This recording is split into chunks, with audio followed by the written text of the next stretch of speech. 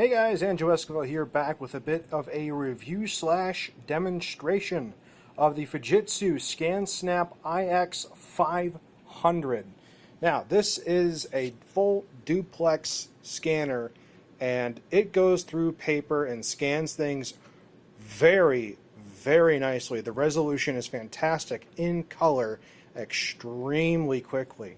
Now, I'm not going to go through how to operate the software suite, but I have configured it so that it takes extremely high resolution photos of everything that I put through it and converts it to a searchable PDF file, which is awesome because that makes my life so much easier. This room is a bit of a mess because there was documents everywhere because I was running out of rooms to put things, and this is going to help me clean up everything and put things in archive form. And to demonstrate just how well this thing works, I have taken an old textbook from college like 5-6 years ago, and this isn't really even relevant anymore. I undid the binding and removed the glue and such, and we're going to put a ton of them all at once into here. I'll demonstrate just how well this scans, and then we'll take a look at how well the results are from the scan.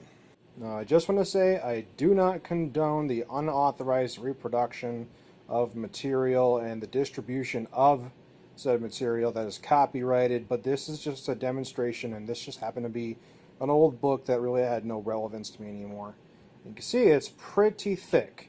Now when you feed this, it goes in, this is the front, you flip it upside down, and that is how it gets fed in. And it takes the bottom sheet first and then goes from there, working its way through. Now these are adjustable. If I pull this out, it moves that out too. Now we're going to adjust it to the size of the paper without clamping down too hard. We have this portion out right here, and this is a lot to go through at once, so we'll see how it works.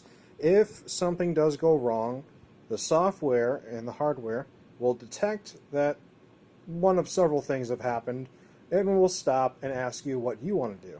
So let's see if we can feed all these through at once. Now, when scanning this many pages at once, it's going to take a decent amount of time simply because of the volume of pages we're doing. So I'm going to speed up this video for you to make this process on what you see faster.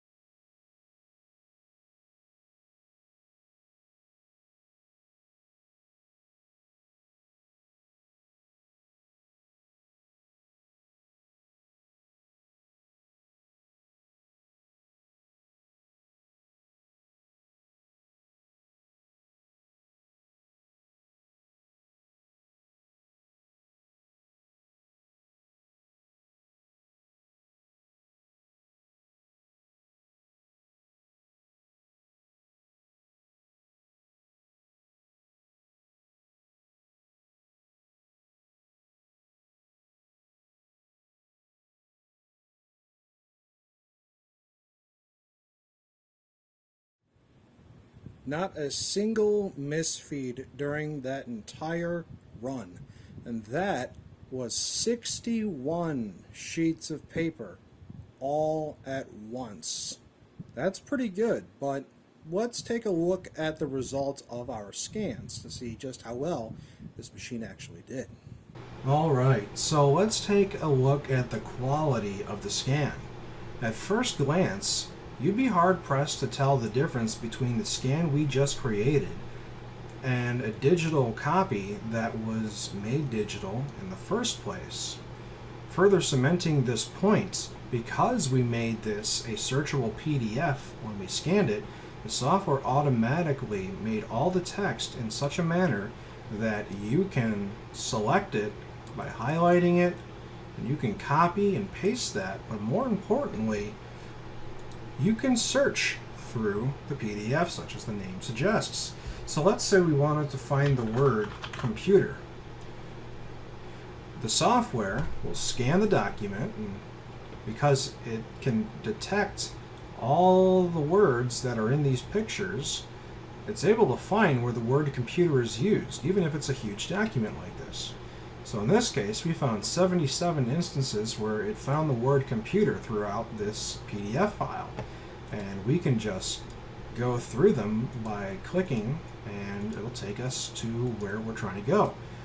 And in many respects, this makes your digital copy that you just made of your book superior if you really need to be able to search things in your documents faster than you normally could if you were dealing with your paperback version.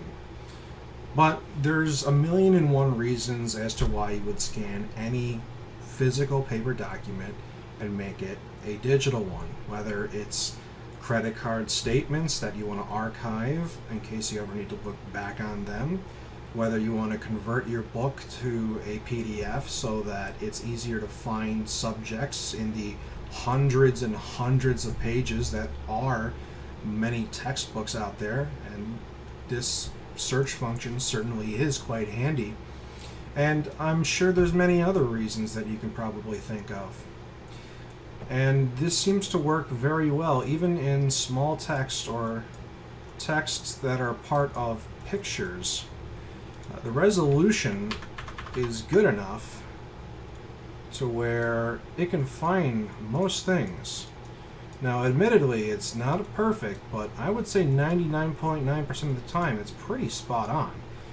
I see one exception, this word right here, network, isn't letting me select it. But all the surrounding words seem to be doing just fine. So, that's pretty much it. The device is made very, very well, and there is a considerable monetary cost involved with purchasing a product like this. And I hope this little overview has helped you determine whether or not you want to invest your money in a product that can do things like this. I personally can't believe I've made it this long without a document scanner like this, because I've been scanning things for very long now, just using my all-in-one printer, and oh goodness gracious, it takes quite a long time to do anything. With this, I definitely can save a lot of time, and as the old saying goes, time is money, and this thing will definitely save you some time. So, with that being said, this is the end of the video, and I hope you enjoyed it.